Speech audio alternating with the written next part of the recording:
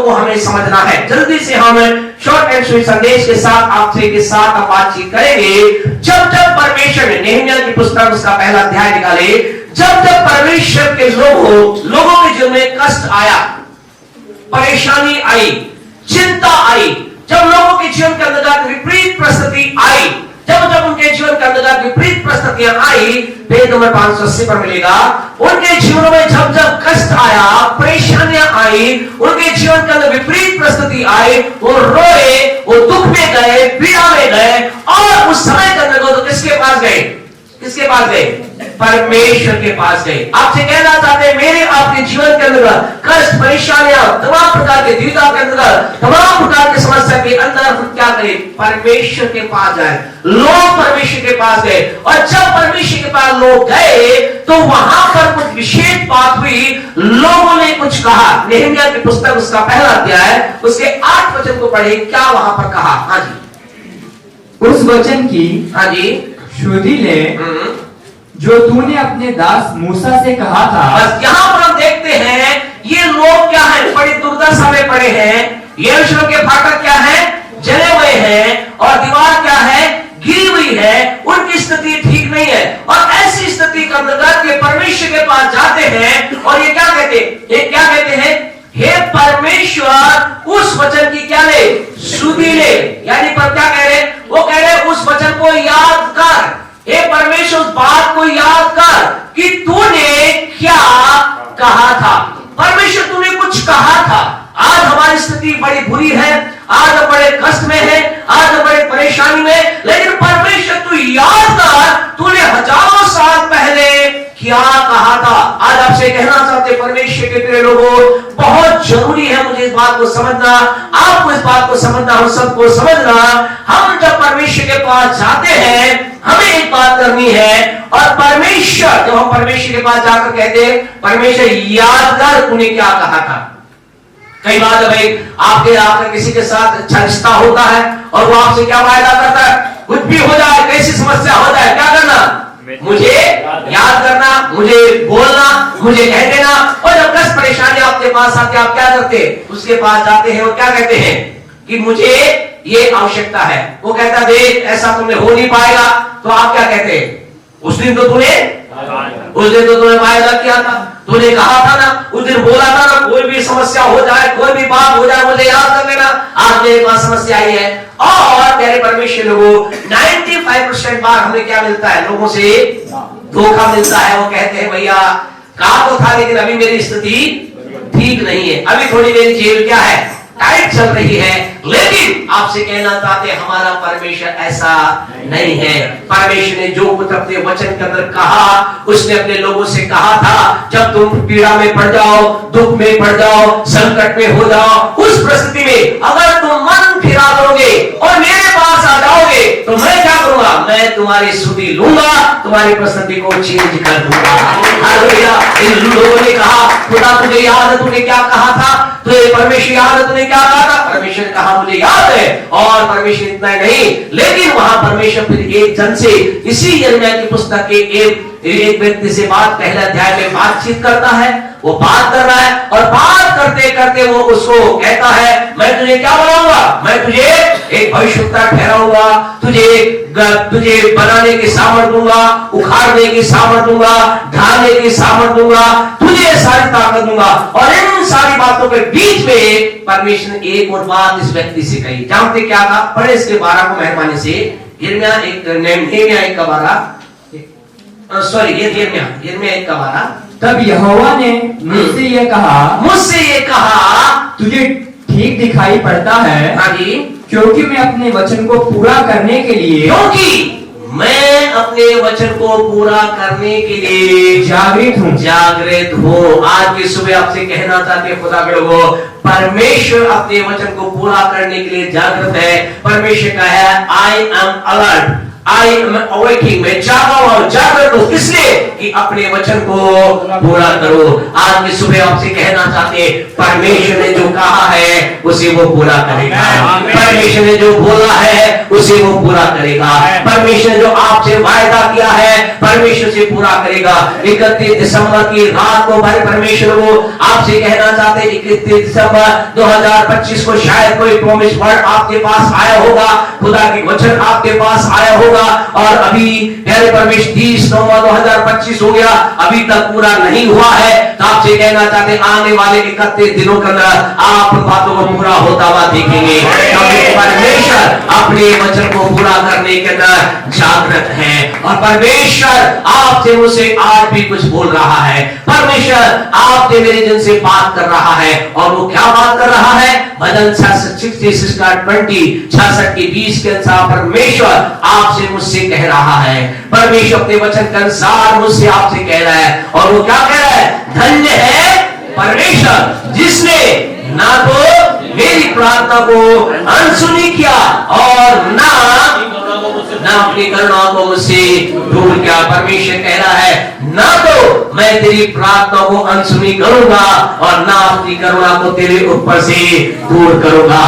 अपने पड़ोसी से बोले भाई, है ना, आज आप बहन बोले भाई, परमेश्वर कह रहा है वो आपकी किसी भी प्रार्थना को अनसुनी नहीं करेगा, वो आपकी प्रार्थना को सुनेगा और अपनी करुणा को आप पर बनाए रखेगा।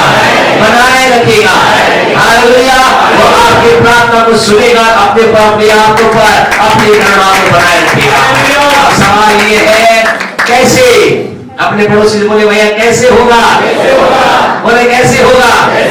और उसे कहे सामने सुनिए, वो व्यक्ति आपको बता रहे कैसे होगा। बोले अपने पड़ोसी को सामने देखो, ध्यान से सुनो, वो सामने जो शख्स है वो आपको बताएगा कैसे होगा। आपसे कहना चाहते आपको बताइए कैसे होगा। आपकी हर प्रार्थना को उत्तर आएगा, आपके हर विलाप में की गई प्रार्थना को उत्तर आएगा, आपके आंसू के द्वारा प्रार्थना की गई प्रार्थना को उत्तर आएगा, गिड़गिड़ाकर जो आपने प्रार्थना की है उसका उत्तर आएगा, उपवास के साथ आपने जो प्रार्थना की उसका उत्तर आएगा, आपने भूखे रहकर जो प्रार्थना की उसका उत्तर आएगा। आपसे कहना चाहते परमेश्वर की करुणा आपके ऊपर बहुत आयता से आने जा रही है।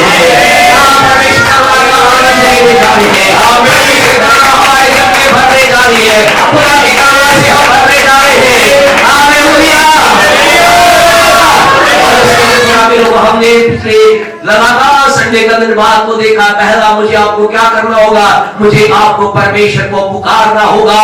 दूसरा परमेश्वर के भवन की महत्वता को समझना होगा। और तीसरा अपने मन में कोई अनर्थ बात को अगर हम ऐसा करेंगे परमेश्वर हमारे जीवन के अंतर्गत अद्भुत काम करेगा। और सवाल अब ये है मेरे मन के अंतर्गत उत्पन्न होने वाली सारी बातें कैसी होती है? मनुष्य में बुरी होती है। और हम इस बात के ऊपर विचार करें कैसे मेरा मन नया होगा। आपके मन को नया करना है। किसको नया करना है? आपके मन को नया करना है, क्योंकि पुराने मन में जो उत्पन्न होता है कैसा होता है, और बचपन से उसमें उत्पन्न होता है कैसा होता है। और परमेश्वर की दृष्टि कहां लगी हुई है? परमेश्वर को। इसका मतलब जब सब कुछ मन पर है तो मन में क्या करना है? मन पर काम करना है। और लास्ट संडे हमने इस बात को पर देखा था। आइए उसको टू बी कंटिन्यू हम चलेंगे। रोमियो की पत्री उसका 12वां अध्याय उसके पहले वचन के ऊपर हम ध्यान कर रहे थे। मन को अगर नया करना है, मुझे मेरे मन को नया बनाना है, मेरे मन में बुरे विचार ना आए, मेरे मन के अंदर गंदे विचार ना आए, मेरे मन के अंदर किसी के प्रति बुराई के विचार ना आए, मेरे अंदर किसी के प्रति हानि का विचार ना आए, मेरे अंदर कोई बुरा विचार ना आए। इसके लिए परमेश्वर खुदा का वचन दास कहता है कि हे भाइयों और बहनों, मैं तुम्हें परमेश्वर के दया स्मरण दिलाकर तुमसे क्या करता हूँ? विनती करता हूँ। बड़े भाई आगे, इसलिए मैं तुमसे परमेश्वर की दया स्मरण दिलाकर विनती करता हूँ कि अपने शरीरों को जीवित, सुने, अपने शरीर को कैसा? जीवित और पवित्र और परमेश्वर को भावता हुआ, और परमेश्वर को भावता हुआ। अरे परमेश्वर को आप और मैं चाहते हैं कि हमारा मन नया हो जाए। आपको क्या करना पड़ेगा? अपने शरीर को जीवित, अपने शरीर को पवित्र और अपने शरीर को कैसा?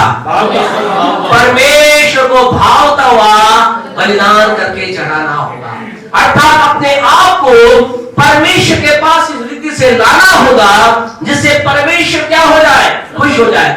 आप बलिदान तो कर रहे हैं, हम प्रभु के वचन से इस बात को बताएंगे कि भाव का बलिदान का मतलब क्या है। परमेश्वर को आप बलिदान तो कर रहे हैं, गुड, आपने बलिदान किया, आप बलिदान करके घर से यहाँ पर आए, अपने काम को छोड़कर आए, अपने बिजनेस को छोड़कर आए, अपनी दुकान के शटर को बंद कर आए, आपने बलिदान किया, गुड। लेकिन आपसे कहना जो बलिदान कैसा होना चाहिए, वो बलिदान हमारे परमेश्वर को भावता हुआ होना चाहिए, परमेश्वर को अच्छा लगना चाहिए, परमेश्वर को सिर्फ आपके बलिदान को देख करके उनके मन में यह आना चाहिए, वाह कितना शानदार बलिदान इसने किया है। आपसे कहना था भाव का बलिदान करने का मतलब बड़ा बलिदान नहीं है। कई बार हमारे अंदर विचार, जैसे हमने कहा, हमारा पूरा ध्यान कहां जाता है, धन पर जाता है, और विचार ऐसा होता है मैं अगर 1 लाख दान करूं तो शायद खुदा खुश हो जाए। नहीं, खुदा के लोगों, आपसे कहना चाहते हैं अगर वो चीज 10 रुपए भी है जो परमेश्वर के लोगों, अगर वो 10 रुपए आपने उस रीति से चढ़ाए जिस तरह खुदा चाहता है, आपसे कहे उस 10 रुपए को देखकर खुदा कहेगा मुझे इसके बलिदान, मुझे इसका बलिदान भा गया है, इसके बलिदान ने मुझे टच कर लिया है, इसके बलिदान ने मुझे छू लिया है। आपसे कहना चाहते हैं प्रभु के वचन में ऐसा लिखा है, जब सब लोग क्या कर रहे थे, प्रभु को भेंट चढ़ा रहे थे, तो उस वचन को देख कर पढ़ते हैं तो गजब, कई बार ऐसा लगता है यीशु ऐसा भी करता है क्या? क्या लिखा था, यीशु जब लोग भेंट चढ़ा रहे थे तो यीशु क्या कर रहा था, यीशु उनको देख रहा था। क्या देख रहा था कि कौन क्या डाल रहा है, कौन 10 रुपए डाल रहा है, कौन 100 रुपए डाल रहा है, कौन 1000 रुपए डाल, उससे अलग थे, दिनार चलते थे। परमेश्वर को ऐसे लिखा, यीशु क्या कर रहा, ध्यान से देख रहा था, और डालते डालते डालते सबने डाला, और किसने डाला, एक कंगाल विधवा ने भी डाला, और यीशु मसीह ने अपने चेलों पर मुंह करके रहा, बोला पता है आज सबसे बड़ा दान किसने डाला? तो चेलों ने क्या सोचा, चेलों ने सोचा किसी फरीसी का नाम आएगा, किसी सदूकी का नाम आएगा, या किसी सूबेदार का नाम आएगा, कि वहां सूबेदार भी होगा, पुलिस का नाम आएगा। उन्होंने सोचा प्रभु हमें पता है किसने डाला। शायद उनके चेलों ने सारी बात वहां नहीं लिखी, लेकिन उनके चेलों ने क्या, यीशु कहा होगा प्रभु हमें पता है किसने डाला, वो है ना सबसे बड़ा, वो जो कोट पैंट में आया, बस क्या, वो बड़ी गाड़ी में जो आया, वो जो रथ पे, उसके समय वो जो रथ पे आया, उन्हें मालूम सबसे बड़ा। यीशु ने क्या कहा होगा, गलत, तुम क्या हो, गलत। बोले सबसे ज्यादा किसने, उस कंगाल विधवा ने कहा। हालेलुया। यीशु ने कहा इन सब ने अपनी बढ़ती में से दिया, लेकिन उसने अपना सारा का सारा, उसने अपना सारा ढाल दिया। आपसे कहना चाहते हैं आप और मेरे जीवन में उसको क्या, हम उसको क्या हो गया, यीशु को भा गया। आज आपसे कहना चाहते हैं हमें वैसा बलिदान करना चाहिए, क्या है, खुदा को भा जाए। लेवियवस्था की पुस्तक को मेहरबानी से निकालें और उसके 5वें अध्याय को निकालें। आपसे कहना चाहते जब हम कह रहे हैं बलिदान, भाव का बलिदान, उसका मतलब क्या है, इसको हम पुराने नियम